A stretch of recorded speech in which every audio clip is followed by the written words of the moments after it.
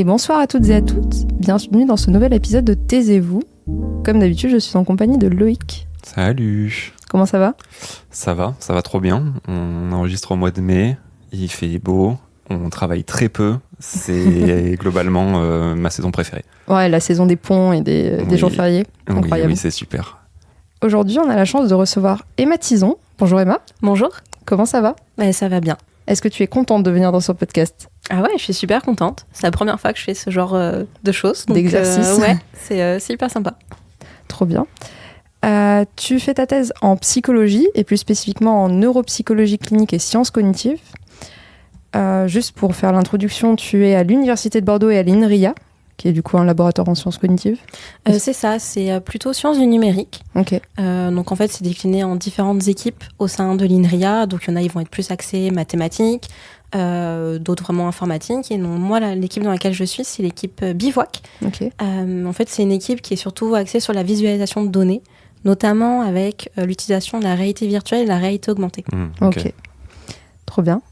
Donc tu es aussi rattaché au laboratoire de psychologie de Bordeaux, qui est le seul laboratoire de psychologie, il me semble, à Bordeaux. Après, il y a d'autres labos qui font aussi de la psycho. Mais oui, en tout cas, là, c'est le seul au niveau de l'université. Ouais. Tu es sous la direction de Antoinette Proutot et de Martin Haché. Et tu as reçu une bourse interdisciplinaire de l'université de Bordeaux. Est-ce que tu peux nous dire un petit peu ce que c'est une bourse interdisciplinaire ? En fait, c'est au niveau du financement, c'est comme un contrat doctoral. En fait, ce qui s'est passé, c'est que c'est en amont de la thèse. Donc, j'avais contacté mes directeurs de thèse avec mon idée de projet, qu'ils étaient partants. Et en fait, comme il s'agit de 2 directeurs de thèse qui sont dans 2 écoles doctorales différentes, ils ont pu candidater à la bourse interdisciplinaire pour ce projet-là. Et du coup, en fait, il a été sélectionné. Et donc, du coup, il y a un financement pour moi. Ok. Du coup, c'est un appel à projet qui est spécifique pour l'interdisciplinarité. Est-ce que c'est que à Bordeaux ou c'est partout en France ou c'est alors, pour les autres en France, je ne sais pas. Mais en tout cas, oui, là, c'est propre à l'université de Bordeaux. Je pense que ça doit exister aussi dans d'autres universités. Il faut vraiment se renseigner. Moi, c'était facile d'accès. C'était vraiment sur le site internet de l'UB. Il y avait toutes les dates au niveau du calendrier.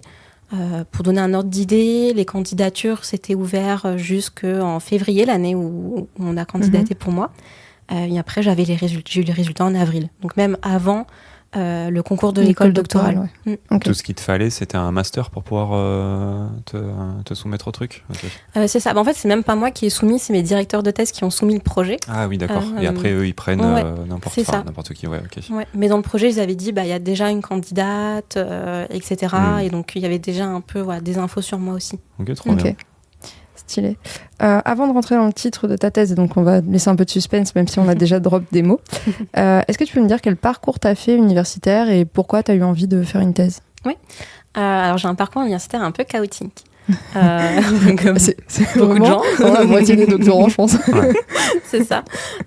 J'ai commencé à l'époque avec PACES, donc l'actuel PACE. Voilà. Il y a 2 ans. Donc chaotique. C'est ça, chaotique. Puis je l'ai fait 2 fois parce que tant qu'à faire, on ne sait jamais. Tu voulais vraiment être médecin.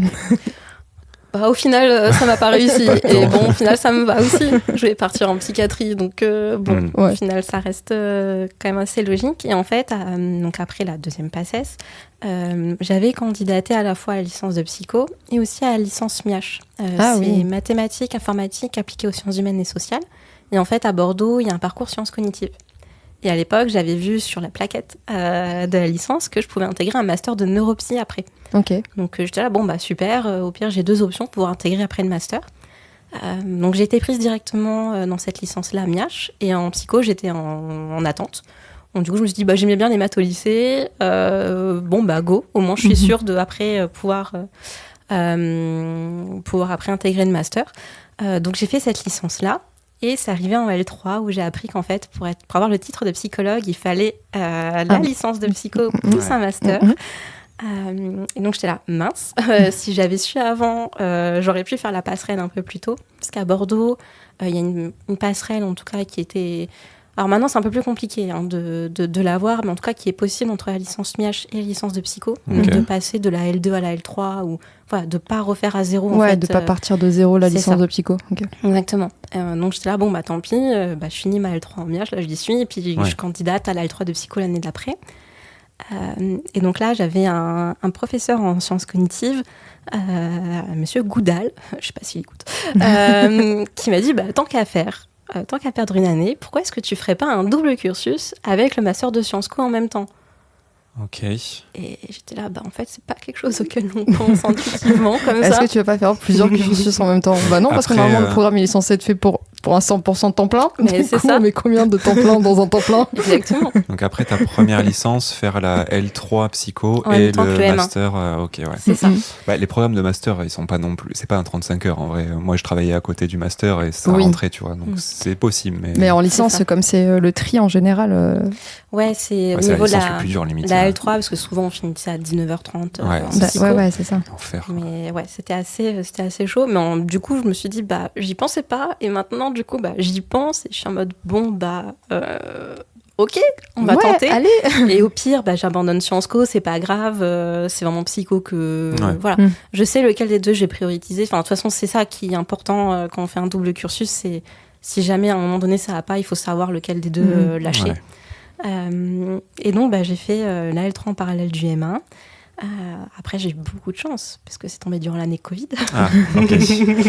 Chouette. Voilà, donc ça m'a aidé pour le deuxième semestre où on avait du coup les cours à distance, les examens à distance, etc. Et donc ensuite, j'ai candidaté au master de neuropsychologie clinique à Bordeaux. Donc c'est le master qui est dirigé par Antoine Proutot. Et donc pendant le M1 de neuropsy, j'ai fini le master de sciences cognitives. Et après, j'ai fini le master de neuropsychologie et j'ai embrayé sur la thèse. Ok, donc t'as 2 licences et 2 masters du coup. Ouais, mais j'aurais qu'une thèse. Hein. On va se calmer. Ouais, Incroyable. mais Et tout en même temps. Multidisciplinaire, la thèse. C'est ça. Du coup, ouais, c'est mon côté Sciences Co que j'ai gardé un petit peu parce que c'est ce qui me plaisait vraiment. L'idée interdisciplinaire, de pas se fermer dans un domaine en fait. Et c'est ce qui parfois manque un peu en psycho, même si maintenant ça change. C'est vraiment l'idée un peu voir ailleurs ce qui est fait et ce qui peut aussi être utile à amener en psycho. Et donc, c'est pour ça que je me retrouve là à faire un peu aussi encore un peu des Sciences Co du coup avec cette thèse interdisciplinaire. Ouais. Ouais. Moi, je trouve ça chouette. C'est ce que je fais avec mon parcours de neuroscientifique biologiste qui atterrit dans des labos de psycho pour faire des post-docs. Et du coup, je connais des choses qu'eux ne savent pas faire. Ouais, c'est ça. J'ai des compétences différentes et on partage, quoi. Genre, ils m'apprennent des trucs et moi, je leur apprends des trucs. Ouais, et c'est puis cool. du coup, tu ouvres une nouvelle perspective aussi, de nouvelles approches et de nouveaux trucs à explorer. Et je trouve ça trop bien. Et ça fait des échanges vraiment chouettes avec des gens experts dans le domaine. Ouais. De ouf. J'ai des questions un peu sur la discipline en tant que telle, parce que je sais qu'on entend beaucoup parler de psychologie clinique, c'est le plus classique. C'est quoi la neuropsychologie ? Du coup, la neuropsychologie, donc, c'est une spécialité en psycho. C'est un peu comme en médecine, en fait, au niveau du master. On va choisir un master en fonction d'une spécialité. Donc, il y a psychopathologie, donc c'est le plus classique. Il va y avoir psychologie du développement, donc là, généralement, c'est avec des enfants en tant que patient. Il y a psychogéronto, donc là, pour les personnes âgées. Psychologie sociale, psychologie du travail, etc. Et donc, il y a neuropsychologie. Et donc, en fait, neuropsychologie, on fait vraiment le lien entre tout ce qui va être les structures neuroanatomiques, en tout cas au niveau de la cognition. Et on va pouvoir, en fait, évaluer justement cette cognition avec notamment des bilans. Donc, c'est pour ça aussi qu'on est beaucoup connus, les neuropsys, parce qu'on fait des bilans neuropsychologiques. En fait, on va venir évaluer les différentes fonctions cognitives, comme la mémoire, l'attention, ce genre de choses. Parce qu'on voit qu'il y a pas mal d'impacts soit de pathologies psychiatriques, mais aussi quand il y a des traumas crâniens, dans des maladies neurodégénératives. Et donc ça nous permet de voir un peu une évolution, comment la personne peut se remettre, etc. Et après, on propose parfois de la remédiation cognitive ou encore des stratégies un petit peu que la personne peut mettre en place chez elle pour pallier aux difficultés, s'il y a des difficultés. Ok. Et les sciences cognitives par rapport aux neurosciences, c'est quoi la différence ? Alors, dans les sciences cognitives, il y a les neurosciences. Ok. En fait, il faut vraiment voir les sciences cognitives comme une sorte de petite valise où dedans, il va y avoir plusieurs sous-disciplines. Par exemple, traitement du langage, informatique, neurosciences, psychologie. Il y a aussi de l'anthropo. C'est vraiment, en fait, une grosse valisette où il y a plein de sous-domaines. Du coup, on n'est pas forcément expert d'un domaine en particulier en Sciences Co, mais on va avoir des connaissances générales un peu partout. C'est marrant parce qu'instinctivement, j'aurais pensé l'inverse, que ce neurosciences englobait les sciences cognitives. Mais du coup, chaque c'est pas master. Oui, non, mais parce qu'on te présente les choses comme ça en soi. Mais En tout cas, nous, c'est comme ça qu'on nous a présenté en Sciences Co. ouais, Après. okay. Bon, après, je pense que tu peux le voir de différentes façons, mais en tout cas, c'est clair là. Ok. Parce que j'ai jamais compris, je pense, cette distinction entre pourquoi est-ce qu'on a un master neuro et un master Sciences Co. Ouais. alors qu'il n'y a pas... Enfin, tu as une filière anthropo classique. Nous, en biologie, il y a des trucs qui sont très biologie et pas forcément que neuro. Mais du coup, moi, comme je vois les choses, c'est vraiment les Sciences Co qui vont faire un lien, en fait, avec les différentes disciplines, on va dire. Non, je crois que j'ai eu des profs en Sciences Co qui étaient en neuro. Oui, il y a des chances. Moyen. Je suis pas sûre d'avoir des profs qui étaient en sciences cognitives, ou alors je savais pas. C'est possible aussi. Du coup, si on rentre un peu dans ton sujet de thèse, donc ton titre, c'est « Immersion dans les troubles du spectre schizophrénique au moyen de la réalité augmentée ». Est-ce que tu peux déjà me dire ce que c'est les troubles du spectre schizophrénique ? Parce que pour moi, c'était pas un spectre. C'était dans l'idée commune, je pense que c'est pas un spectre. Et du coup, je pense qu'on fait pas vraiment on n'a pas les connaissances de tout ce que ça englobe. Oui. En fait, du coup, c'est ce qu'on appelle la schizophrénie, hein, de manière générale. Mais ça va être un peu comme les TSA, donc les troubles du spectre autistique, qui étaient anciennement appelés autisme, où en fait, on se rend compte que il y a une sorte de continuum dans la maladie psychiatrique, en tout cas en schizophrénie, où les gens en fait vont se balader un peu dans ce continuum, ils vont pas forcément avoir les mêmes symptômes en fait, les uns des autres. Il y a énormément de symptômes différents dans la schizophrénie et à pas se manifester de la même manière pour tout le monde. C'est pour ça que généralement on dit il n'y a pas une schizophrénie mais des schizophrénies qui est vraiment propre à chaque personne. Donc c'est pour ça qu'on parle plutôt de cette terminologie-là maintenant de spectre du trouble schizophrénique. Mais on peut dire schizophrénie là pour le bien du podcast. On dirait que pour beaucoup de pathologies, plus on affine les données et le domaine, plus on se rend compte qu'on peut pas juste dire il y a un type de patient. On se rend bien compte que ça prend diverses formes et je pense qu'il y aura beaucoup de pathologies qui seront troubles du spectre à terme, quoi. Donc c'est ça. Puis même par rapport à des personnes sans pathologie, en tout cas là nous ici on a vraiment une approche de la santé mentale qui est en continuum aussi également avec du tout va bien aux pathologiques où ça va pas on va dire et on se balade chacun sur ce continuum. Il y a des jours où vous vous sentez un peu plus déprimé que d'autres. Moi je sais que je suis pas mal anxieuse aussi et donc il y a des moments je suis peut-être un peu plus anxieuse que d'autres. Si je dois prendre la parole devant tout le monde alors là ça augmente et ça se rapproche du pathologique sans forcément l'être et donc c'est pareil en fait pour tout le monde. Okay. Et est-ce qu'on peut faire un petit rappel du nombre de patients qu'on peut avoir en France, du type de population qui sont touchés par les troubles schizophréniques du coup ? Ouais, c'est 1 personne sur 100. Donc c'est 1% de la population. Donc s'il y a des Bordelais qui nous écoutent et qui se baladent rue Sainte-Catherine, statistiquement, vous croisez des gens qui souffrent de schizophrénie. Mais la grande majorité, en fait, ils vont bien. Ils ne sont pas dangereux pour les autres. Parce qu'on retrouve ce même pourcentage dans la population carcérale.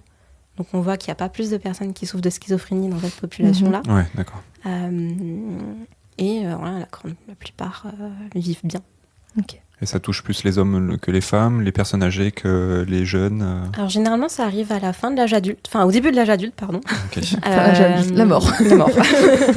Non, ça arrive du coup début de la vie adulte, donc c'est vraiment en plus à une période charnière de la vie où on va commencer les études, on prend un peu notre indépendance, et là, bim, il y a la maladie qui peut arriver. Alors, dans certains cas, ça peut arriver plus tard aussi. Et là, j'ai plus le ratio homme-femme. J'ai peur de dire une bêtise. C'est pas grave, sinon on se privera de cette information. Alors, on vous invite à aller le chercher par vous-même. Ouais, demandez à Google. Google est votre ami. Est-ce que tu peux me rappeler les symptômes de cette maladie ? Ouais, alors plus souvent on retrouve ce qu'on appelle des hallucinations auditives. Donc c'est vraiment l'impression qu'on entend une voix. Moi je sais que ça m'est déjà arrivé quand j'habitais chez ma mère à l'époque, il y a des moments j'ai l'impression qu'elle m'appelait. Qu'elle disait juste mon prénom et j'étais là, oui, qu'est-ce qu'il y a ? Elle était là, mais je t'ai rien dit en fait. Et voilà, c'est un peu cette idée-là, mais bon, bien sûr beaucoup plus accentuée. Il y a aussi des hallucinations visuelles, mais elles sont moins fréquentes. Pareil pour les hallucinations tactiles. Parfois certaines personnes ont l'impression que ils ont des insectes qui rampent sur leurs bras, etc. On retrouve souvent ce genre d'hallucination en pleine crise psychotique, quand la phase est vraiment aiguë, on va dire. On retrouve également ce qu'on appelle des idées délirantes. C'est des croyances qui ne sont pas fondées sur la réalité. Par exemple, c'est vraiment la croyance que là, la télé qui est là dans le salon, en fait, elle vous parle directement, ou que les messages, ou que la radio, ce qui est dit, ça vous est adressé directement. Pareil, on a aussi des idées délirantes de paranoïa, l'impression d'être surveillé, ce genre de choses. Et après, donc ça, c'est ce qu'on va appeler des symptômes positifs, donc qui vont venir en plus de la réalité, on va dire, c'est ça. Et on a ce qu'on appelle des symptômes négatifs. Donc ça va être une perte par rapport j'aime pas trop, mais au normal, entre guillemets, gros guillemets. Et ça va être des symptômes qui vont rappeler un peu ceux de la dépression. Perte de plaisir, de motivation, vraiment des difficultés à initier les choses. Des difficultés aussi à prendre soin de soi, parce que c'est trop compliqué à ce moment-là. Et il y a aussi ce qu'on appelle des symptômes de désorganisation. Donc ça va être un discours qui, pour les personnes extérieures, vont ne pas sembler vraiment logique, mais pour la personne qui souffre de schizophrénie, oui, ça a du sens. Pareil, beaucoup de passer du coq à l'âne, ou vraiment des mots qui ne sont pas bien dans la phrase, etc. Vraiment ce genre de choses, et parfois aussi au niveau moteur. Les personnes peuvent aussi avoir la sensation de pas vraiment contrôler leur corps, ne pas être vraiment là en fait, de voir un peu tout ça à l'extérieur. Et donc on voit que c'est un peu des symptômes qui peuvent être partagés avec d'autres pathologies, ou même que nous on peut s'en faire une vague idée parce que voilà, comme je vous le disais, moi par exemple, j'ai déjà eu vite fait des petites hallucinations auditives, comme quand on passe à côté d'un groupe de collégiens et tout d'un coup ils rigolent alors que vous passez juste à côté, on se dit mais est-ce qu'ils sont pas en train de se moquer de moi, ce genre de choses quoi. En fait, on voit qu'on peut essayer un peu de faire un peu des parallèles, mais voilà, ça va être beaucoup plus accentué. Et il y a également aussi l'usage de substances qui peuvent faire décompenser des gens et qui ensuite déclarent une schizophrénie, notamment avec l'usage du cannabis. Voilà, ils peuvent avoir du coup des hallucinations qui peuvent perdurer pendant plusieurs mois. Et si ça dépasse un certain nombre de mois, là, il y a un diagnostic de schizophrénie. Ouais. Ok. Et c'est quoi la différence avec les troubles psychotiques classiques ? Est-ce qu'il y a... Parce que moi, je me souviens d'avoir du DSM où il y avait justement la page de troubles psychotiques, et il me semble que pour coter la schizophrénie, il fallait qu'il y ait d'autres choses qui se surajoutent par rapport à un trouble psychotique. Ouais. Il me semble que c'est tout ce qui va être avec justement l'association symptômes négatifs et des organisations. Parce que du coup, il faut cocher un peu... Voilà. DSM, c'est très catalogue, faut cocher un peu toutes les cases. Et donc vraiment, ça va être ça va être l'association de ces différents types de symptômes qui vont faire que c'est une schizophrénie, parce que ça dure aussi plus de X mois, etc. Ouais. Ok. Et j'avais en tête, mais c'est peut-être faux, que c'était un trouble neurodéveloppemental. Oui, il y a des hypothèses qui vont dans ce sens-là. Là encore, donc je suis pas expert sur ce sujet-là précisément de la schizophrénie, mais voilà, il y a des études qui vont dans ce sens-là justement, mais notamment avec tout ce qui va être les facteurs de risque qu'on connaît. Qu'est-ce qu'on entend par neurodéveloppemental ? Désolé, je te coupe du coup, mais c'est-à-dire qu'en gros, se développe pendant ta croissance ou... Ouais, pendant le développement du cerveau, et que ça serait... Tu naîtrais avec, entre guillemets, tu vois. Oui, d'accord. Et du coup, ça peut se déclarer ou ne pas se déclarer. Okay. Un peu comme le TDAH. Ouais. Ok. En gros, par exemple, il y a une hypothèse... ou l'autisme. Ouais, c'est ça. Quand un des facteurs de risque, c'est par exemple la mère pendant la grossesse... a vécu des expériences traumatisantes, comme a été forcée d'immigrer, de l'exil, etc. Donc ça peut avoir un impact ensuite sur l'enfant qui va naître. Également, aussi l'environnement de vie. Tous ces facteurs de risque peuvent être présents. Après, encore une fois, c'est pas forcément pour ça qu'on va développer une schizophrénie. C'est un peu comme quand on fume, mais on n'a pas forcément un cancer des poumons, ou ce genre de choses. Ouais. Mais ouais. C'est des facteurs de risque. Ouais, c'est ça. Ok. Est-ce que tu peux m'expliquer ce que c'est la réalité augmentée et comment tu l'utilises ? Oui. Déjà, vous voyez ce que c'est la réalité virtuelle ou pas du tout ? Oui. Ouais, moi, oui, mais les auditeurs, je pense qu'ils ont... On peut rappeler rapidement. Ouais, mais je vais pense rappeler que rapidement. Mais du coup, en réalité virtuelle, vous avez un casque, il y a tout qui est virtuel à l'intérieur. C'est-à-dire vous voyez plus du tout votre environnement réel, vous êtes plongé dans un nouveau monde. La réalité augmentée, en fait, vous êtes toujours en contact avec votre environnement réel, donc vous le voyez, mais on va venir le modifier avec juste des éléments virtuels. Donc ça peut se faire via un téléphone portable. Par exemple, le jeu Pokémon Go, où on peut faire balader un Pokémon dans sa maison. Donc ça, c'est déjà de la réalité augmentée. Mais ça va être aussi des lunettes qui vont venir superposer, par exemple, des hologrammes sur l'environnement réel. Mais moi, ce que j'utilise, c'est un casque. Comme un casque de réalité virtuelle, sauf qu'il y a des caméras qui filment tout ce qui se passe autour de la personne et qui rediffusent dans ses yeux. Et du coup, on va pouvoir venir modifier la réalité. Sachant que les casques VR, ils font déjà ça en fait, donc vous avez un casque VR modifié un peu. C'est ça, mais en fait, il faut faire attention parce qu'il y a des casques VR qui peuvent faire que la réalité virtuelle et il y a les casques qui peuvent faire les deux. Ouais. Parce qu'ils ont justement ces caméras qui filment tout ce qui se passe autour. Ouais. Parce que sur les derniers, ils le rajoutent justement pour que quand tu sortes de la zone de jeu, tu puisses voir que tu es toujours dans ton salon et que tu mettes un coup de tête. Et que tu vas te taper contre ton escalier. Ouais, c'est mieux. C'est le canapé. Ah ouais, je me souviens de ça. Je me souviens d'avoir tapé dans un escalier. Oui. J'ai découpé une grenade pour tuer des zombies. Je me suis éclaté sur le. Oui, donc ça, oui. Sur l'escalier.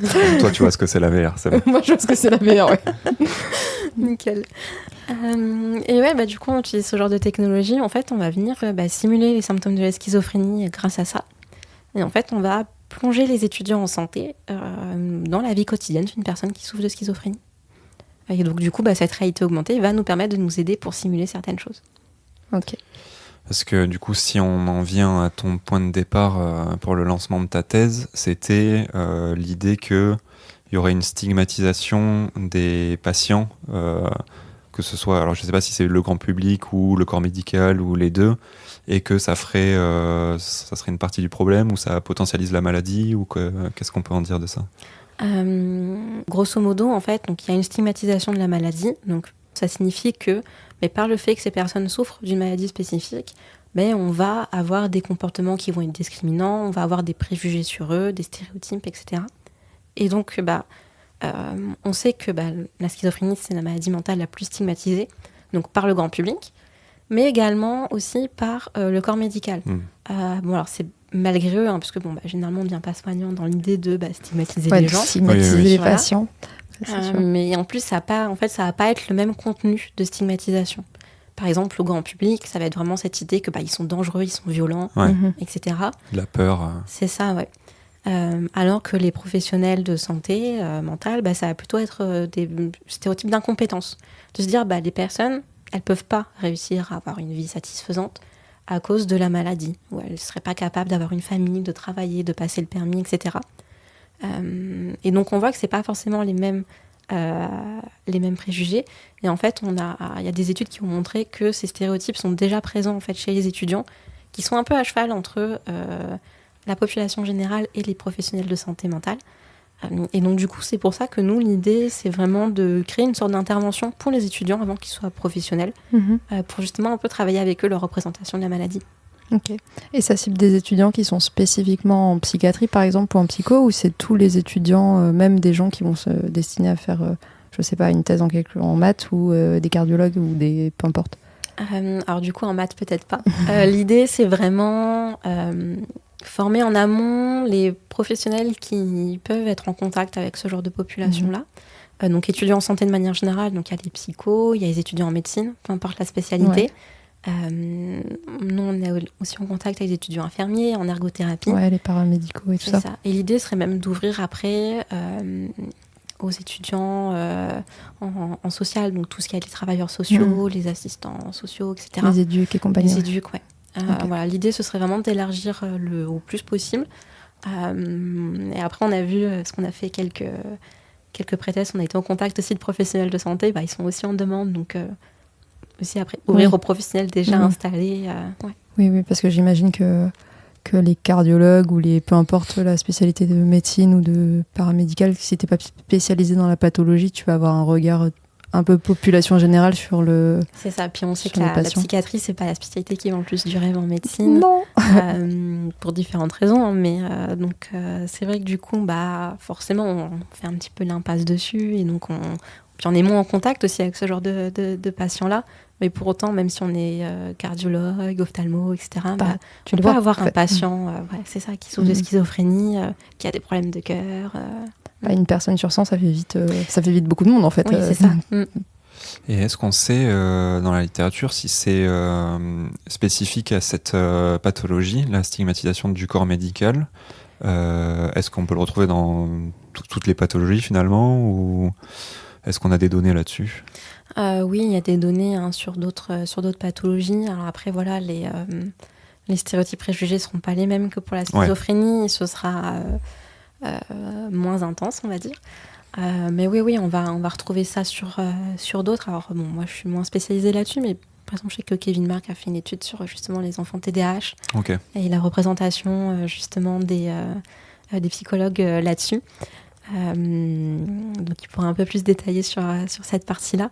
Mais oui, on en retrouve aussi ailleurs. Mais c'est vrai que, en fait, généralement, quand on dit maladie psychiatrique, c'est la schizophrénie qui ressort de manière générale, de manière plus saillante. Ouais. Et moi, par exemple, en addiction, on avait fait un article, une revue sur la stigmatisation des soignants du corps médical, quel qu'il soit, sur les patients atteints de troubles de l'usage de substances, donc toute substance, y compris l'alcool et le tabac.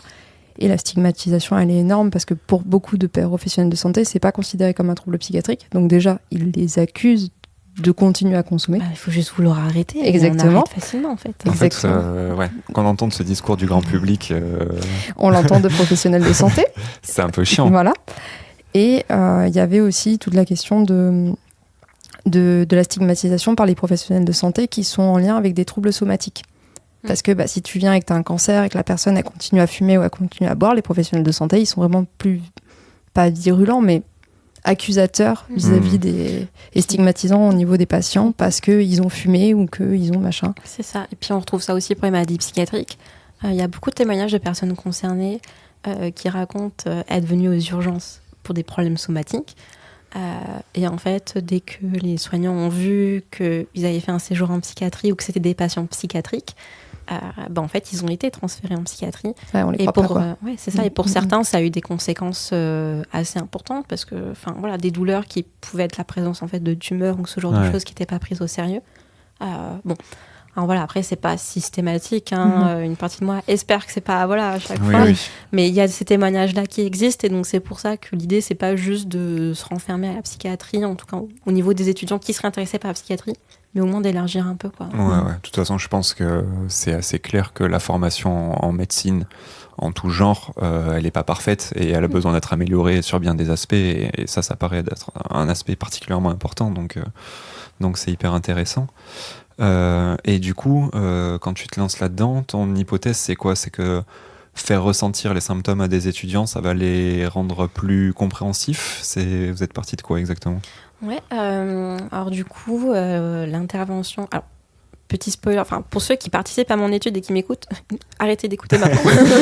Sinon, vous allez être spoilés, vous reviendrez après le passé. Parce que je suis encore en phase d'expé avec des étudiants en ergo et en infirmier, donc stop. Vous écoutez pas. Vous pouvez aller écouter un autre épisode en attendant. Donc en gros, ce qui se passe, c'est qu'ils vivent la simulation. Elle dure à peu près une quinzaine de minutes. Où, en gros, ils sont vraiment immergés dans des tâches de la vie quotidienne. Okay. Donc des questions à répondre sur un ordinateur pour la fac et répondre à un appel téléphonique. Et pendant ce temps-là, donc, ils vivent des symptômes. Il a l'air nul ce jeu vidéo. Il a l'air nul. En vrai, non, ça va. Parfois compliqué pour certains. Mais, et donc en fait, on s'est basé sur les témoignages de personnes concernées pour faire ça.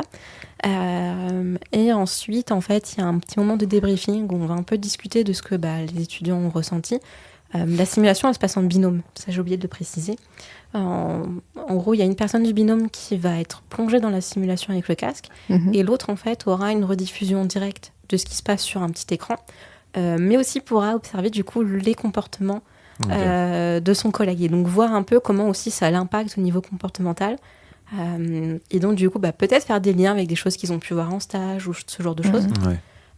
Et donc, ensuite, il y a un débriefing où chacun va un peu parler de son expérience, de son point de vue. Et à la fin, on leur montre une vidéo d'une personne concernée qui parle de son parcours de rétablissement personnel. Et donc, notre hypothèse, c'est que vraiment, cette intervention-là, on va permettre de réduire la stigmatisation, mais également d'améliorer leur compréhension de la maladie et du coup, d'une certaine manière, leur formation aussi également. Et en fait, notre hypothèse, c'est que que cette simulation ne peut pas se faire non conjointement avec justement la partie débriefing qui est hyper importante pour venir discuter et notamment avec la partie témoignage d'une personne concernée parce que du coup ce qui ressort dans la littérature pour ce genre de simulation, parce que c'est pas la première fois, même si c'est la première fois qu'on fait des symptômes négatifs, c'est qu'il a été montré qu'il y a en fait des effets un peu contradictoires où parfois justement la stigmatisation va augmenter parce que bon, waouh, c'est vachement bizarre. Au contraire, je vois pas comment ils peuvent y arriver, etc. Ouais, Ils sont vraiment foutus. Ouais, voilà, c'est mort, quoi, en fait. Et alors que si on couple ça à une tâche d'empathie, et nous, notre idée, c'est plutôt une tâche du contact avec une personne concernée qui vraiment parle de son rétablissement personnel, donc qui est porteuse d'espoir, ça va au contraire venir diminuer ça. Ouais. Ramener à l'être humain, quoi, que c'est une personne qui a envie de vivre, qui a besoin de vivre, qui veut vivre des expériences comme tout le monde. Et au final, ils y arrivent, quoi, parce que c'est vrai que quand on est soignant, on a ce qu'on appelle le biais du clinicien, on voit que les personnes qui ont besoin d'aide, qui vont pas bien, et du coup on oublie tous ceux qui vont bien. J'ai des étudiants qui m'ont raconté que voilà, en fait, ils avaient vu ça dans un discours d'un psychiatre en libéral, pour qui, lui, en fait, les personnes qui souffrent de schizophrénie, elles vont bien. Elles viennent juste pour renouveler leur traitement, mais sinon, elles ont une tranquille, quoi. Alors que un psychiatre en unité fermée, ce sera pas la même discours. Non, si t'es aux urgences psy, je pense que ta patientèle, c'est pas la même. Ouais, c'est ça. Ils arrivent, ils sont en full crise. Et au niveau des symptômes, il y a quoi ? Il se passe quoi quand imaginons, là, je mets le casque. Il va m'arriver quoi pendant cette tâche ? Ouais, ça marche. Alors, du coup, devant toi, tu auras un clavier d'ordinateur qui, lui, est réel. Ok. Et donc, il y a un ordinateur virtuel qui apparaît devant toi. Donc, tu vas avoir des questions à répondre pour la donc fac. je tape sur le truc. C'est ça. Et donc, ça s'écrit directement à l'ordinateur, comme un vrai ordi au final. Tu as également une télévision virtuelle qui est présente dans la pièce et qui diffuse des reportages. Et à un moment donné, on te pose des questions sur un reportage en particulier. Et en fait, pendant ce temps-là, pendant que tu réalises ta tâche, tu vas avoir des hallucinations auditives. Super ça. T'as ta mère qui t'engueule derrière. Alors, il y a vraiment ma mère qui a doublé. On n'avait pas d'argent. Donc, tu fais vraiment tes propres hallucinations mises dans le casque des gens. Du coup, j'étais là, non, mais en fait, je supporte pas d'écouter, moi. Je baisse le son quand je regarde parce que j'ai l'impression qu'elle m'engueule vraiment. Compréhensible. Et donc, du coup, il y a différentes voix, donc à la fois féminines, masculines, donc qui commentent en fait un peu ce que tu fais. Notamment qui disent que tu es lente, que tu n'arrives pas à te concentrer, ce genre de choses. Il va aussi y avoir des idées délirantes. Donc, on a simulé des idées délirantes de persécution paranoïa. En fait, il y a des caméras qui apparaissent dans le champ visuel périphérique du participant et qui disparaissent quand la personne bouge la tête. Également aussi des délirantes de vol de pensée. Et ce qu'on appelle l'idée délirante de référence, donc c'est, comme je vous disais avant, la télévision qui vous parle directement. Parce qu'à un moment donné, on a donc un journal TV type BFM, où la présentatrice va accentuer certaines phrases qui sont parfois un peu en lien aussi avec ce que disent les voix. Donc ça va donner en fait cette impression que la présentatrice nous parle à nous. Et au niveau des bandeaux déroulants, comme parfois, toujours type BFM, en fait, on va reprendre les réponses écrites par le participant qu'on va faire défiler. Donc, pour vraiment recréer cette impression de... en fait, là, tout le monde a accès à ce que vous faites, à ce que vous pensez. En fait, tout le monde le voit.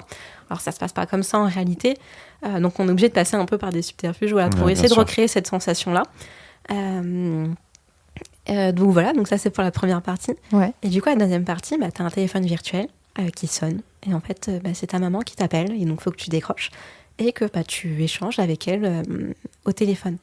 Donc nous, on ne va pas demander aux participants, à l'étudiant d'improviser un texte. En fait, il apparaîtra sous ses yeux.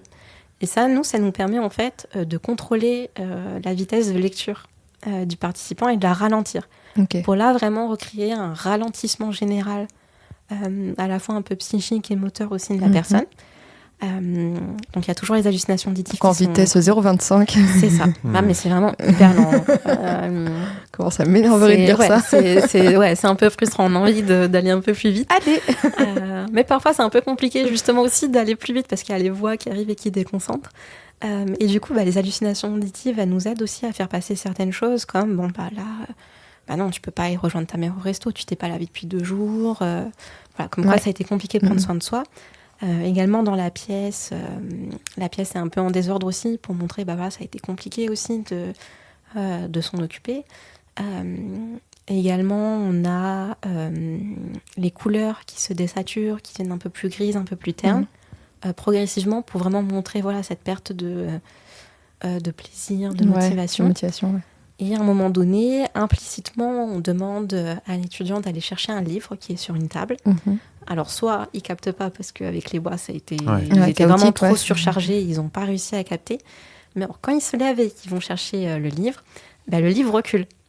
D'accord. Pour vraiment là recréer la difficulté en fait de réussir à faire une tâche qui avait l'air simple, mais que vraiment là aujourd'hui en fait on peut pas, c'est trop dur. Et donc ils peuvent jamais atteindre ce livre. Ok. Donc voilà, ça va être ce genre de choses. Ok. Pour le construire, l'ensemble de l'exercice, vous êtes appuyé sur quoi? Des expériences qui existent déjà, des patients que vous avez invités et discuté comment ils vivaient le quotidien? Comment ça s'est passé la construction? Alors du coup ça a été en plusieurs étapes. Au début on s'est basé sur des témoignages de personnes concernées. On les a pas fait venir tout de suite. Parce que ça demandait beaucoup d'allers-retours, sinon ça prenait beaucoup de temps, on n'avait pas de quoi non plus aussi rémunérer cette participation. Donc on s'est basé sur des témoignages de personnes concernées, donc il y en a plein en ligne s'il y a des gens qui sont intéressés. Également aussi de témoignages artistiques de ces personnes-là, et donc en fait avec une collègue, donc Claudia Krogmeyer, qui était en post-doctorat avec nous, donc qui était vraiment elle, a vraiment des compétences en termes scénaristiques, on va dire. On a créé ce scénario-là. Et donc après, un ingénieur en informatique nous a rejoint pour vraiment tout ce qui va être création de l'outil. Bon, là, c'est peut-être un peu chaud à faire, là, c'est faisable, etc. Ouais, en termes d'environnement, après, c'est pas juste on va le faire, c'est qu'il faut le faire pour de vrai. C'est ça. Avoir les idées, c'est bien, mais faut vraiment le faire. T'as pas une boîte à outils où tu déplaces des trucs et tu fais, c'est bon, ça marche. On s'est aussi basé sur la littérature, donc... mais comme je vous disais, tout ce qui a été fait en simulation, c'est surtout les hallucinations auditives. C'est le plus simple. C'est le plus classique. Vous avez ça sur YouTube facilement. Il y avait aussi des délirantes de référence, donc avec la télé qui parle directement, mais le reste, ça n'a pas trop été investigué. Et on avait fait passer un questionnaire auprès d'étudiants, justement, et eux, ils étaient intéressés pour voir à la fois les symptômes positifs et négatifs. Donc il y a eu un gros travail justement de comment faire, parce que c'est pas facile comme ça, c'est vraiment les états internes d'une personne, pour vraiment simuler ça. Donc pour vérifier ça, en fait, on a fait des pré-tests auprès de professionnels de santé mentale, d'étudiants, mais aussi de médiateurs santé-pairs. Donc pour ceux qui ne connaissent pas, les médiateurs santé-pairs, c'est des personnes qui ont eu un vécu en tant que patients en psychiatrie et qui maintenant deviennent professionnels par leur expérience personnelle. Donc il y a de plus en plus de services hospitaliers qui embauchent des médiateurs santé-pairs. Donc ça, c'est génial. Et donc, on a fait aussi un pré-test avec eux pour vérifier que ce qu'on faisait, ça tenait la route, que ça correspondait bien à leur réalité. Ou alors, s'il fallait changer des choses, comment est-ce qu'on faisait. On a monté des groupes de travail aussi avec les étudiants de la licence pro médiateur santé-pair à Bordeaux, qui ont pu donner un peu leur point de vue à un moment donné, au moment de la construction, notamment la deuxième partie avec le téléphone. Et certains, après MSP, donc médiateurs santé-pairs, nous ont rejoints dans le groupe de travail de manière plus pérenne et ont pris part du coup à toutes les réunions qui ont suivi. C'est super ce statut, j'en avais jamais entendu parler. C'est un emploi, c'est de l'associatif, c'est un emploi. Du coup, en fait, il faut passer par une licence pro. Donc il y en a une à Paris, à Bobigny, il y en a une à Bordeaux. Donc en fait, pendant... alors j'ai parlé pour celle de Bordeaux, parce que celle de Paris, je connais pas bien. Mais du coup, pendant 1 an, ils sont en alternance. Ils sont 3 semaines dans l'institution qui les emploie, et 1 semaine, du coup, à la fac.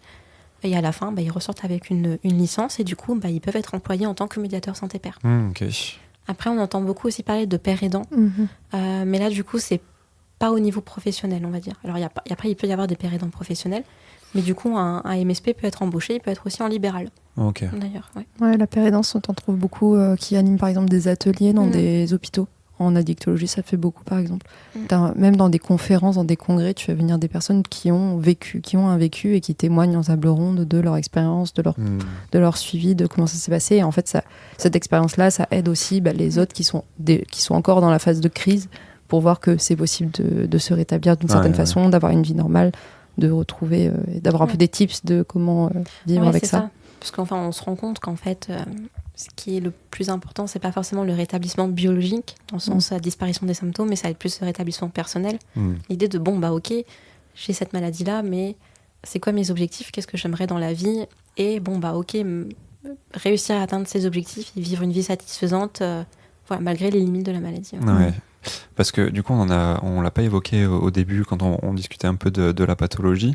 Est-ce qu'une rémission complète, ça existe?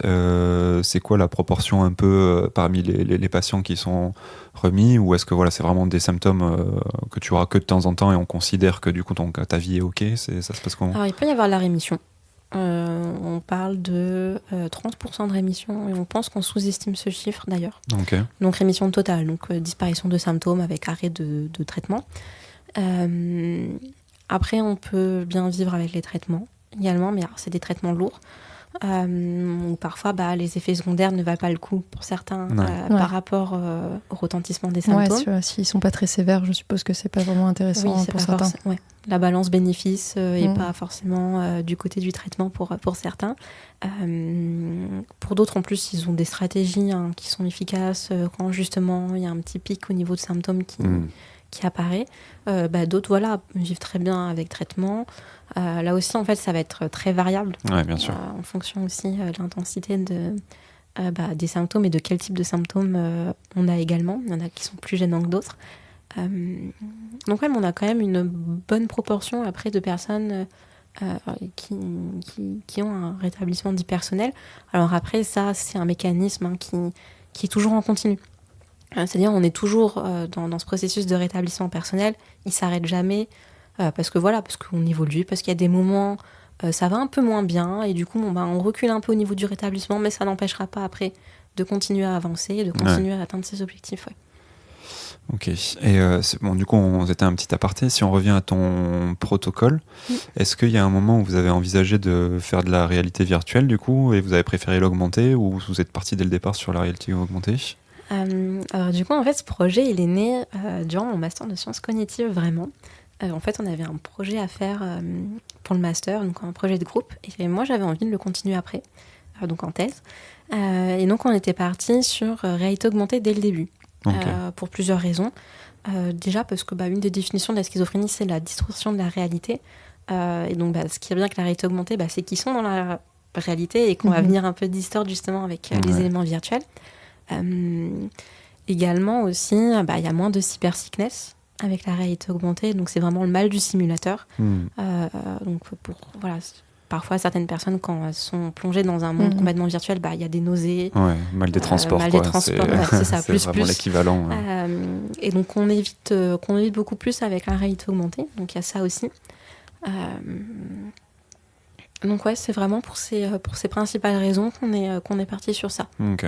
Et du coup, est-ce que t'as pas encore fini ta thèse, est-ce que t'as un début de résultat à nous donner? Est-ce que t'as commencé des analyses ou qu'est-ce que tu peux nous en dire? Alors du coup, là, je suis en pleine phase d'expé pour justement vérifier mes 2 objectifs principaux. Donc là, j'ai vu des étudiants en psycho, en médecine, quelques-uns en infirmier, et puis là, je vais surtout voir des étudiants en ergo. Peut-être aussi encore en infirmier, on verra s'ils ont le temps. Ça fait combien de sujets en tout là, maintenant, je suis à 113 binômes, donc 226 participants. C'est bien. C'est beaucoup. C'est pas mal. Sauf que c'est des créneaux d'1h30 en plus à chaque fois que je le reprends. Donc, c'est beaucoup. Et qui touchent pas 1 000 € quand ils viennent le faire, je pense. Non, déjà, ils essayent un casque de réalité augmentée, c'est déjà bien. C'est ça. C'est pas la beauté Après, j'ai cette chance-là que du coup, ça va un peu plus du rêve que certaines autres expés. Clairement, ouais. Moi, si tu leur donnais pas de thunes, c'est mort. Donc, j'ai réussi à les avoir sans argent.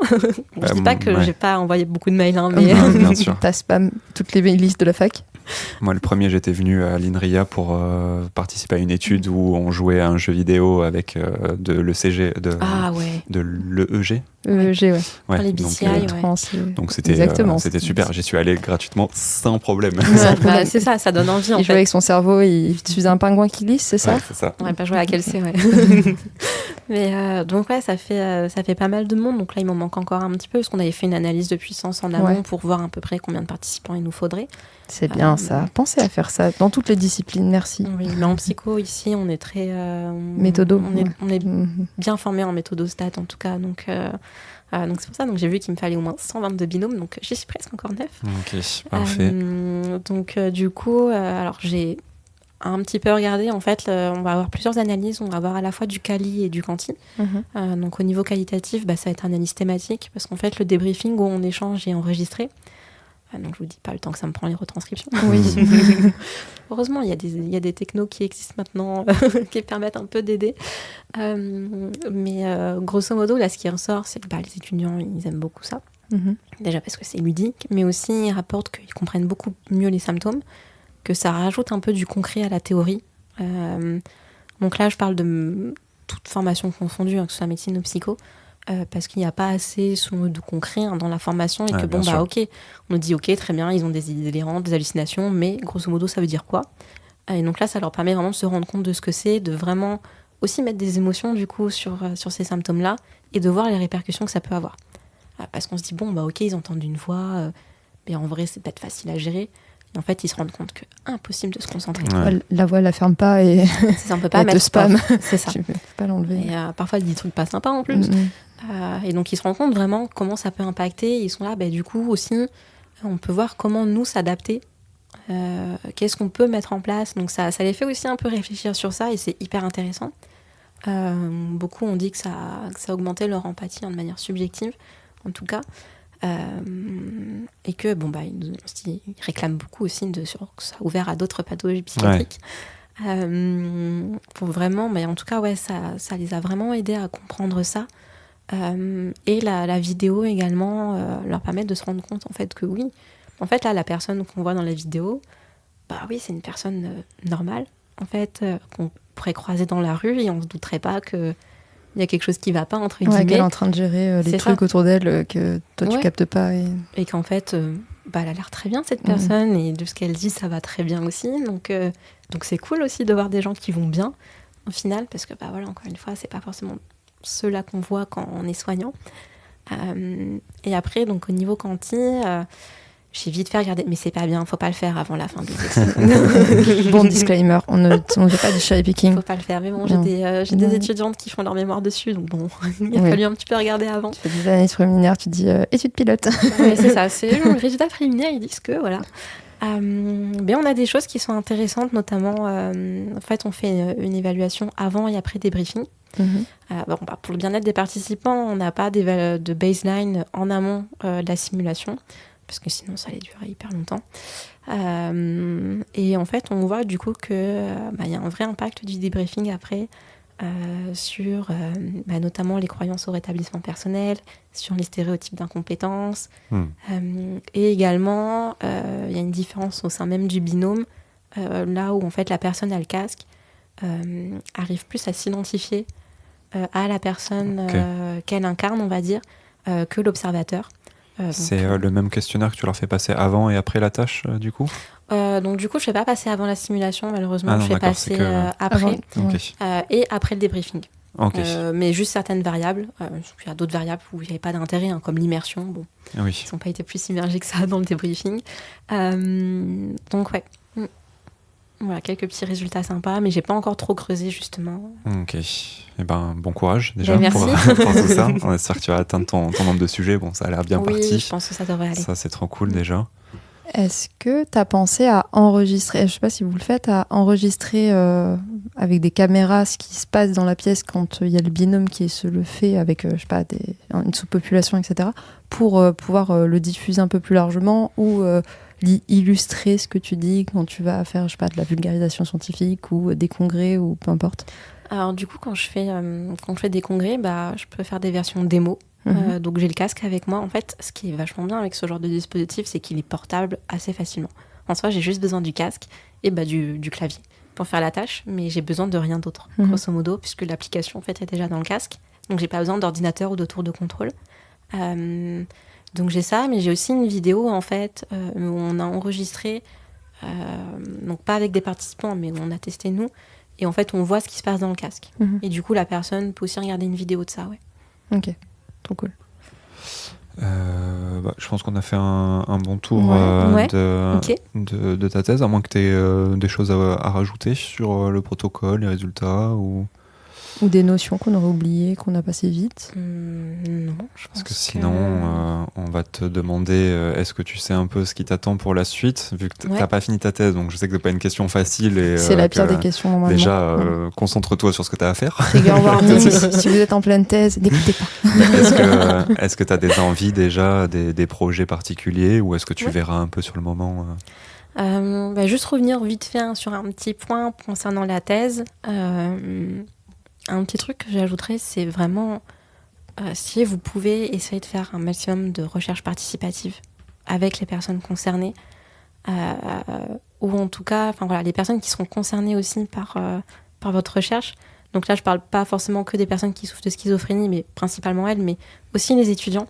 Parce que je me souviens, j'avais fait au tout début un focus group avec eux où je leur posais des questions concernant leur formation.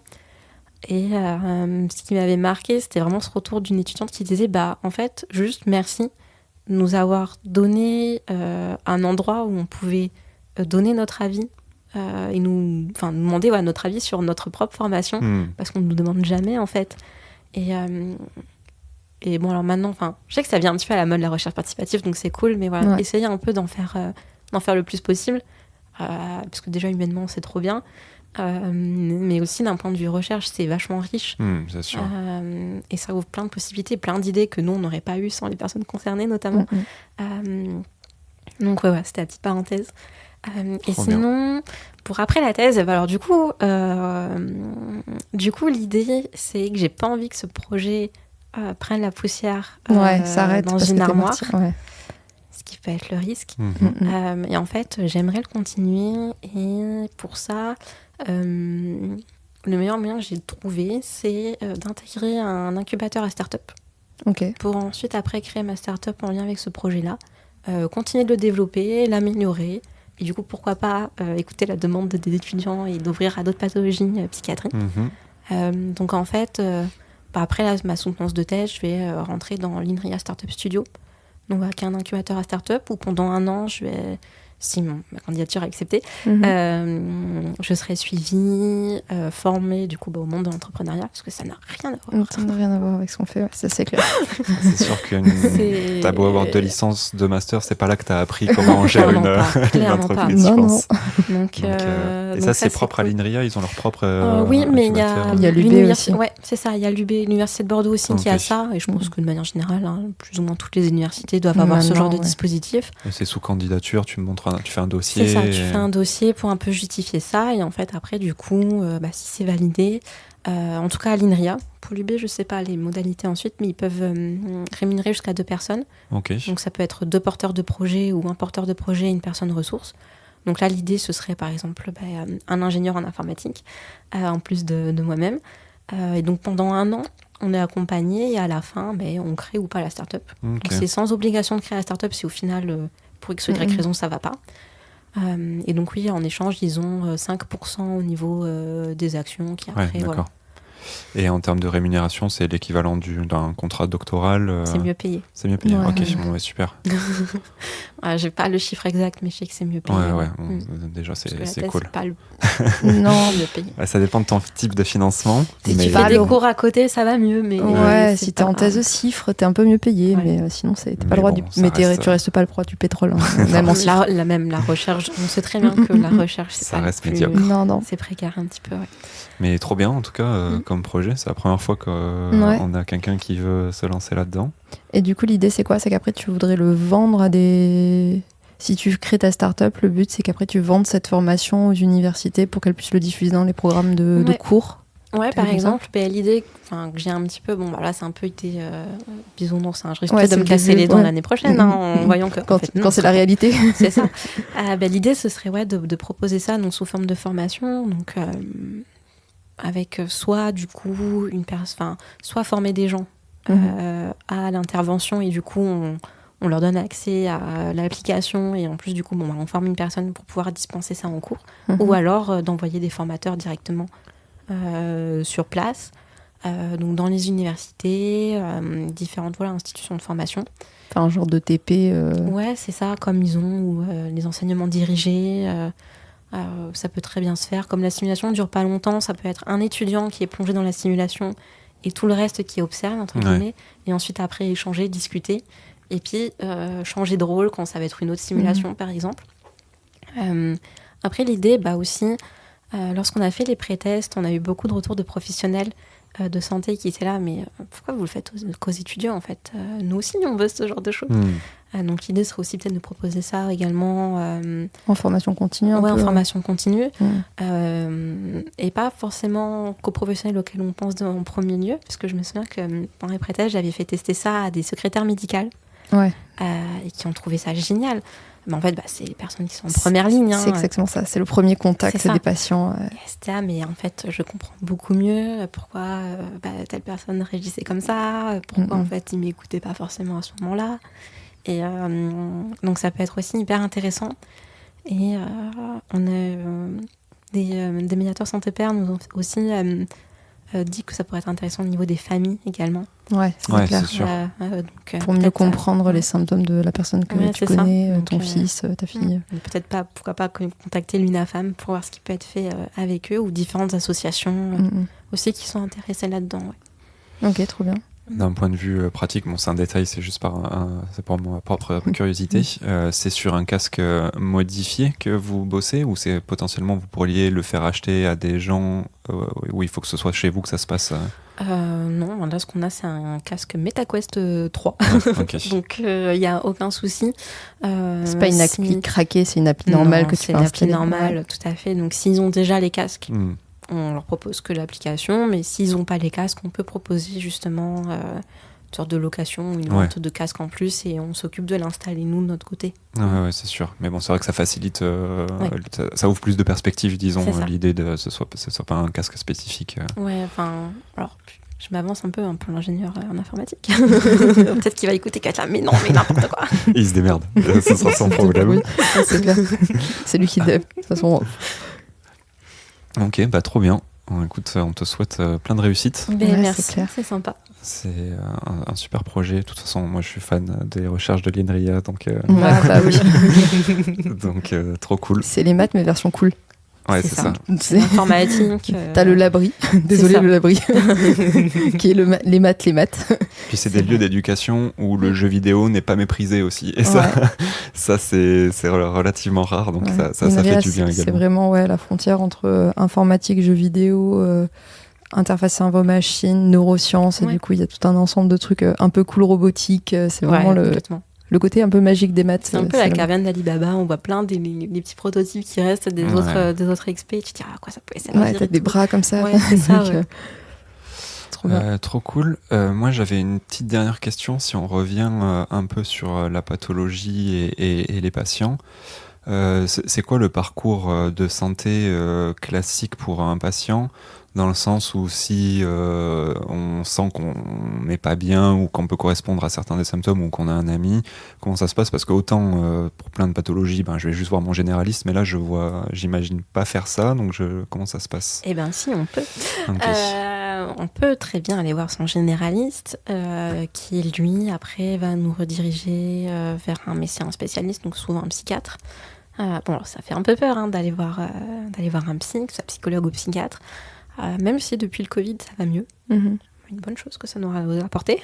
Mais on peut aller voir son médecin généraliste si on sent qu'il y a quelque chose qui ne va pas. Après, souvent, c'est les autres qui vont le remarquer. Parfois, c'est les autres qui vont remarquer qu'il y a des trucs un peu bizarres qui se passent. Donc, il ne faut pas hésiter à en parler à la personne que vous voyez en toute bienveillance, en disant qu'on n'est pas du tout là pour juger, mais juste qu'on s'inquiète un peu pour elle, juste vérifier que tout va bien. Donc on peut aller voir le médecin généraliste. Si vraiment ça va pas, il y a les urgences psychiatriques. Et après, souvent, il y a le médecin psychiatre qui est là, notamment quand il y a des traitements médicamenteux. Mais ensuite, il y a des choses qui peuvent être aussi en place avec les psychologues, en termes de thérapie, de stratégies qui peuvent être aussi mises en place. Il y a des ergothérapeutes également. Il y a pas mal de personnes qui peuvent être suivies en CMP. Alors, j'ai oublié... Centre médico-psychologique, je pense. Ouais, je crois que c'est ça. Ce qui est bien, c'est que c'est remboursé par la Sécu, même si vous allez voir un psychologue, parce que les psychologues ne sont pas remboursés par la Sécu. Sauf ceux Maintenant. maintenant avec le parcours Ouais. Mon Psy, mais bon, c'est très particulier et le nombre... Pas beaucoup de séances et Ouais, pas donc beaucoup de... c'est pour ça que j'en parle pas là. Même, alors, parfois, il y a certaines mutuelles aussi qui peuvent prendre en charge. Mais médecin psychiatre, par contre, c'est remboursé par la Sécu. Donc c'est pour ça, n'hésitez pas à y aller. On a cette chance-là, que ce soit remboursé. Mais voilà, après, il y a aussi des numéros d'appel, d'aide pour les personnes, que ce soit pour des idées suicidaires, mais aussi, par exemple, en lien vraiment avec la schizophrénie. Il y a des numéros. Et après, si vous, ce genre de choses, ça vous intéresse, il y a également la formation PSSM, qui est premier secours en santé mentale qui existe. Ok. Notamment si vous êtes étudiant, c'est gratuit. En tout cas, à l'Université de Bordeaux, il y a l'espace santé étudiant qui le propose. Vous pouvez aussi demander, si vous êtes soignant à l'institution dans laquelle vous travaillez, de financer ça. En fait, c'est sur 2 jours. Et du coup, en fait, on apprend un peu ce qu'il faut faire dans le cadre, par exemple, de troubles psychotiques, d'anxiété, Ouais, d'accord. de dépression, etc. Et on brise un peu certaines idées reçues qu'on a, comme par exemple, si je demande à une personne si elle a des idées noires, ça va lui en donner. Alors en fait, pas du tout. Au contraire, il faut demander de manière texto, est-ce que tu as envie de mourir? Est-ce que tu as déjà fait un scénario? Tout ça, ça permet déjà de voir la gravité et ça lui donnera pas plus d'idées. Si elle les a déjà, elle les a déjà. Et si elle les a pas, ça lui donnera pas plus envie que ça. Non, c'est pas parce que tu me le demandes que je vais te dire tiens, maintenant que tu le dis, j'ai envie de sauter par la fenêtre. Non. Donc il y a de super ressources et puis même en ligne aussi, beaucoup de témoignages de personnes concernées qui peuvent être vraiment bien sur leur parcours de vie, le parcours de soins. Voilà. Ok, trop bien. Merci beaucoup pour ça. Avant de se quitter et de faire les recommandations, peut-être, est-ce que tu fais des choses en dehors de ta thèse qui t'aident à sortir un peu la tête de l'eau? Oui, si, quand même. Si. Un truc tout bête. J'ai adopté un chien il y a 1 an et demi. Donc du coup, là, ça te force à prendre un petit rythme de vie, à sortir un petit peu, à te balader, tout ça. Est-ce que j'écris une partie de ma thèse? Non, je vais sortir le chien. Exactement. Puis il est trop mignon, il m'en décale tout le temps, donc je ne vais pas travailler en télétravail.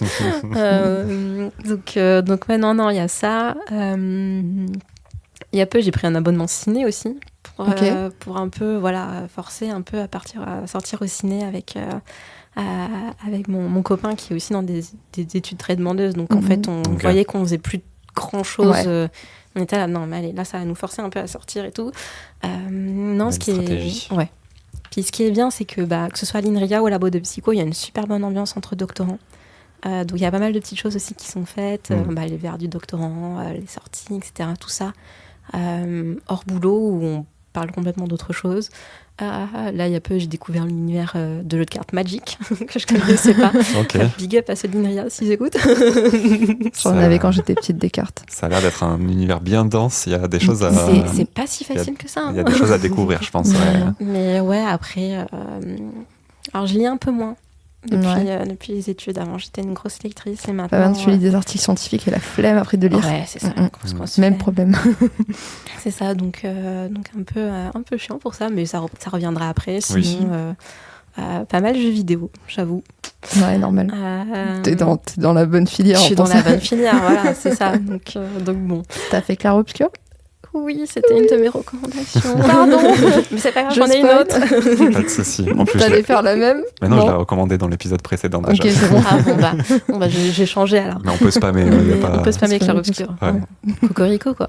Exactement. Mais puis là, je vais essayer de mettre au crochet. Ok. Voilà, donc c'est vraiment un truc à la mode, ça.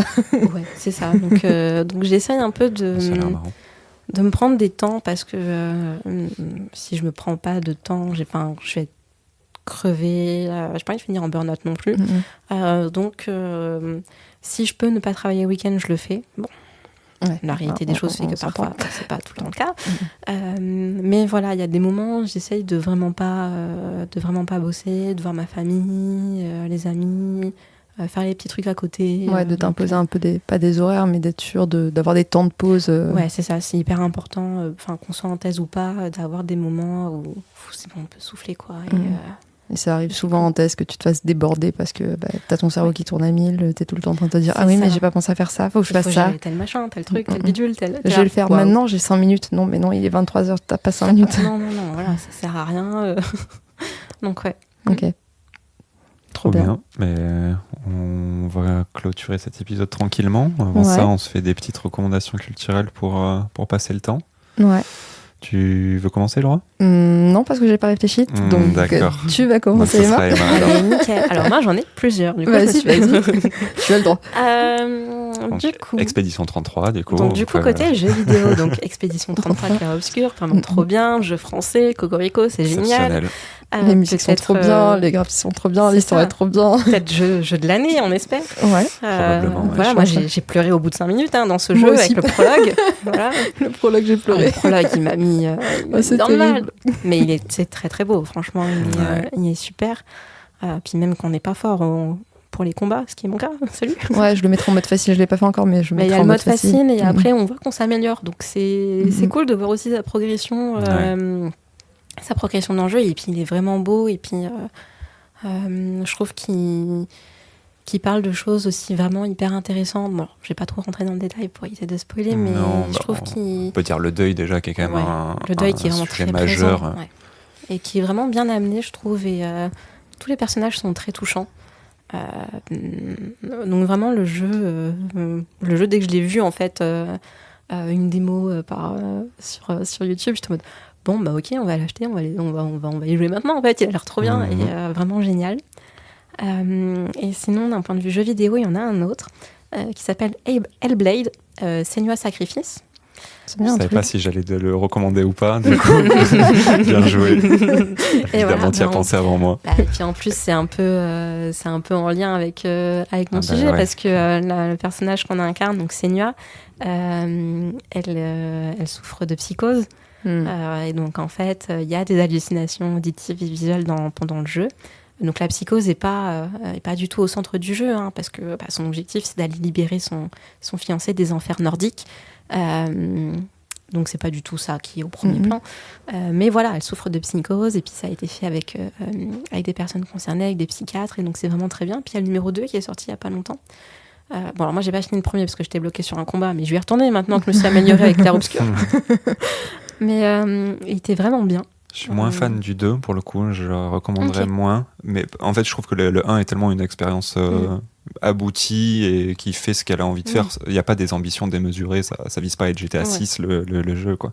Mais il est reconnu comme étant une des meilleures représentations de la psychose dans le jeu vidéo mainstream, disons. Bon, j'imagine qu'il y en a d'autres bien, mais c'est vrai que c'est assez impressionnant. Quand il joue avec le casque et tout, c'est des sensations assez étonnantes. Faut vraiment mettre des écouteurs ou un casque audio quand on y joue, parce qu'il y a vraiment de la spatialisation au niveau du son qui est assez ouf. Ouais, donc vraiment super. Donc ça, c'est pour mes recommandations de jeux vidéo. Recommandations de lecture. Allez, on y va. T'as lu finalement un petit peu. Alors là, j'ai juste parlé de mon auteur préféré, qui est Edgar Allan Poe. D'ailleurs, le livre qu'il doit aller chercher dans la simulation, c'est un livre d'Edgar Poe. Il y a des easter eggs. C'est ça. Mais bon, il n'y a que moi qui sait, avec l'ingénieur en informatique. Donc voilà, c'est vraiment un côté un peu... alors, il y a un peu macabre aussi. Un peu c'est clairement fantastique. Ouais. Moi, j'avais découvert ça au collège. On nous avait fait lire ça. J'étais, c'est trop bien. Donc ça, c'est pour ma petite recommandation. En plus, c'est des nouvelles courtes. Donc même si vous n'êtes pas d'écran lecteur, ça se lit vite et facilement. Moi, je sais pas pourquoi j'en ai jamais lu, parce que j'en ai pas eu à lire ni au collège ni au lycée. Et du coup, j'ai découvert il y a pas longtemps en fait que c'était du fantastique et que j'aurais pu adorer. Et puis il y a eu un film sur Netflix aussi qui je sais plus comment il s'appelle, mais avec Christian Bale, je crois, et l'acteur de Dudley dans Harry Potter. Oh waouh. Ok. Non, là pas. Parce que nous, on a vu sur Edgar Poe. Bon. Il y avait c'est une nouvelle, une série animée, non? C'est pas animé, une série. Oui, la maison Usher. Oui, je l'ai pas vu ça. Qui est, du coup, il adapte plein de. Enfin, c'est une série de 7 ou 8 épisodes et il y a plein de nouvelles qui sont un peu reprises. Et on a trouvé ça génial. Enfin, vraiment, c'est là que je me suis dit, mais attends, mais Edgar Allan Poe, c'est pas un des auteurs casse-couilles comme on avait au collège. C'est un truc intéressant en fait. C'est vraiment trop bien. Ouais, ça a l'air super. C'est assez sympa. Et après. Allez, petite recommandation de musique. Là aussi, mes artistes préférés. Paul McCartney, donc des Beatles, que ce soit pendant les Beatles ou après les Beatles. Pépite. Je suis allée voir en concert là en décembre à Paris. Trop bien. C'était génial. Bon, oui, il est vieux, mais Effectivement. les musiques sont trop bien. Les Beatles, c'était quand même C'est pas 2 générations avant. Oui, c'est vrai. Mais bon. C'est plus nos parents, et encore, ils étaient petits. Ouais, parce que c'était dans les années 60, donc plutôt grands-parents. Ouais, c'est ça, c'est 2 générations avant. Donc voilà. Sinon, il y a Panic! De Disco aussi, j'aime beaucoup. Ok. Voilà. Trop bien. Mais merci pour tout ça. Ouais. Et vous alors, c'est quoi vos recommandations? Toi, c'est quoi tes recos? Moi, c'est la saison 2 de The Devil's Plan, donc à l'épreuve du diable, qui est sur Netflix. C'est une émission de télé-réalité coréenne où on fait participer il y a un peu tout, il y a des stars, des gens moins connus, mais en Corée ils font souvent participer des gens connus dans leurs émissions qui ont envie de réfléchir, et en fait on les fait jouer à des jeux qu'on connaît la plupart du temps, mais qui ont toujours des règles bien twistées pour que ça devienne ultra compliqué, qu'il y ait une méta de dingue, que ce soit quasiment impossible d'être fort en fait à ta première partie, mais ça fait partie du truc justement, et être suffisamment doué pour arriver à performer dans des jeux qui sont ultra complexes. Et je trouve ça trop bien. Je suis fan de la saison 1. Là on a vu la moitié de la saison 2 et je trouve ça exceptionnel. Les jeux ils sont trop bien, t'as envie de jouer à tous les jeux. C'est juste un peu long en termes d'explication parce que les jeux sont tellement complexes que ça demande 15 minutes d'explication, donc si ça te saoule, dommage, mais ça vaut le coup de rester parce que vraiment les parties elles sont incroyables et c'est trop bien de regarder des gens jouer à des trucs hyper compliqués. Parce que... les règles du jeu à chaque fois c'est des trucs improbables, et ça a l'air hyper dur. Ouais. Il y a même des fois où il faut qu'ils devinent les règles, genre ils ont une partie des règles du jeu et après ils se démerdent. Et ils doivent avancer dans le truc en se disant si je teste ça, est-ce que ça marche? Non, alors ça, peut-être que c'est une règle, mais ils savent pas si c'est parce qu'ils ont fait telle action ou telle action ou telle action. Et du coup, ça a l'air trop bien. Et ils sont obligés de faire des alliances pour essayer de gagner des points. Du coup, il y a des alliances qui se forment et tout. Il y a un côté escape game un peu, il y a un côté jeu de société, jeu vidéo aussi. Et en fait, tu regardes des gens jouer à des jeux que tu pourrais pas jouer parce que ça demande une prod immense. L'émission, elle a tellement d'argent, c'est indécent. C'est clair. Puis il faut un niveau en jeu aussi quand même hardcore. Après, n'importe quel jeu dur, tu peux y jouer, c'est pas grave, même si t'es pas fort. En fait, peu importe. Tu fais une épreuve dans la maison et t'es le premier qui sort.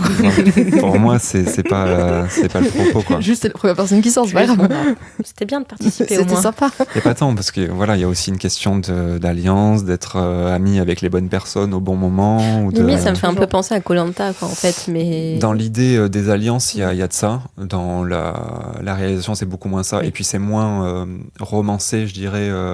Il y a un côté très froid des Coréens où je trouve qu'on n'est pas là trop pour faire drama, briller les gens, ou au contraire, en fait, on n'est pas là pour. J'ai pas le terme, mais bon, peu importe. En tout cas, je recommande ça. C'est trop bien. Ouais, ça met beaucoup plus en valeur leurs compétences dans le jeu et comment ils se démerdent pour se sortir de situations de merde, pour essayer de gagner à cette partie, gagner des pièces, etc. Plus que les relations entre les gens. Et ils ont fait des alliances, ils sont embrouillés, machin. Et il y en a un peu, parce que c'est humain, donc ils vont faire des alliances et ils vont se faire trahir, et du coup ils vont avoir le seum. Mais c'est pas accentué là-dessus. C'est pas vraiment... Ouais, c'est pas là le... Non, c'est pas de la télé-réalité comme on peut voir le cœur du truc, c'est les jeux. C'est le jeu, leurs règles, et t'as envie de jouer à tout. Et t'as envie de jouer à tous les jeux. Ok, trop bien. Je regarderai. Voilà pour moi. Et Laura, est-ce que tu as improvisé une recommandation? Oui, j'ai improvisé une recommandation. J'étais sur le stream de Clément Viktorovitch ce matin, et du coup j'ai capté qu'il était en tournée l'année prochaine et qu'il avait plein de dates où il avait encore des places. Okay. Donc nous on avait vu le spectacle, je crois pas qu'on l'ait recommandé ici. Je crois pas. Et c'est un spectacle, c'est un seul en scène où il fait un peu c'est pas un médiateur, un conseiller politique.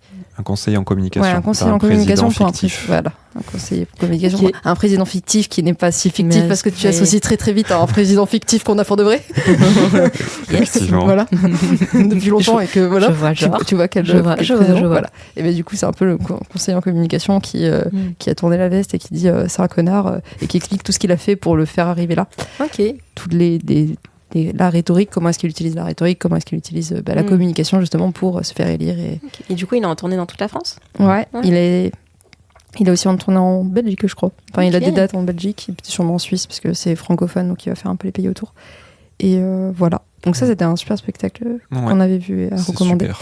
Et je veux aussi vous recommander, parce que j'ai passé beaucoup de temps la semaine dernière pour Pint of Science, le Wash Bar à Bordeaux. Oui. Voilà. Qui est un bar qui organise plein d'événements de type des théâtres d'impro, des cabarets de burlesque, du drag show, il va faire des quiz à la rentrée. Il cherche un animateur de quiz, si quelqu'un veut aller animer des quiz au Wash Bar. Il me l'a proposé 4 fois. J'ai pas le temps. T'es sûr que tu veux pas? Mike, je n'ai pas le temps si tu écoutes un jour. Donc il fait plein de choses. Et c'est un bar un peu concept où tu peux vraiment aller faire tes lessives et te caler pour boire un verre en attendant que ta lessive se fasse. Donc voilà. Il est hyper sympa ce bar. Il est très sympa. Fois, ouais, voilà. Vraiment très très cool. Il y a un baby foot, enfin voilà. Et les gérants sont sympas. Très bien. Bah, trop cool. On te remercie vraiment, Emma, d'être venue. Avec plaisir, c'est surtout merci à vous. Enfin, je dis d'être l'invitation. venue. En fait, merci de nous recevoir c'est nous qu'on est aussi. venus. Avec plaisir. Merci de nous recevoir dans ton bureau. C'était vraiment cool. Ouais, Je pense c'était qu'on avait plein un de super trucs nouveaux. sujet. Bah cool, alors tant mieux. Et puis nous, on se retrouve aussi sur la même thématique en soi dans les épisodes avant ou après. Je sais pas exactement. Ouais, selon si on arrive à enregistrer. Dans quel ordre ça sort, mais en tout cas, on espère que toute cette exploration de la santé mentale et la schizophrénie en particulier, avec la psy, vous a plu et vous a intéressé. Je pense que vous avez appris plein de trucs. Hein. En tout cas, on peut nous retrouver. Où ça, Laura ? On peut nous retrouver sur toutes les plateformes de podcast. Donc, si jamais vous écoutez sur Spotify, mais que vos copains ils vous disent « Ah, mais moi, j'ai que Apple Podcast », en fait, ils peuvent aussi nous trouver sur Apple Podcast.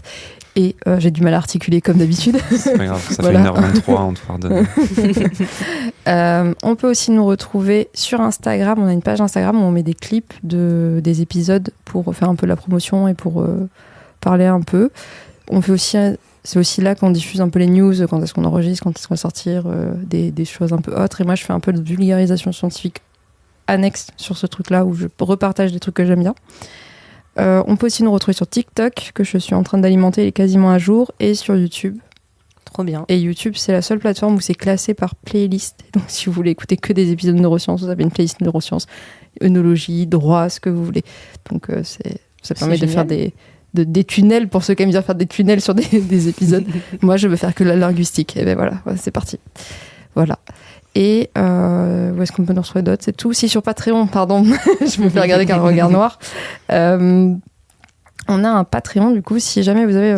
Non, arrête. Si 1 euro qui traîne par mois, ou vous savez pas quoi en faire de ce petit euro, n'hésitez pas à nous donner sur Patreon, parce que, comme vous vous en doutez, c'est la vulgarisation scientifique, ça n'intéresse pas grand monde malheureusement, et du coup le nombre de vues ne permet pas de financer le podcast, donc en fait le podcast nous coûte de l'argent. Donc si vous voulez qu'on continue à faire ce podcast et à maintenir l'hébergement, l'achat de matériel, etc., et se déplacer dans d'autres villes quand c'est possible, n'hésitez pas à donner.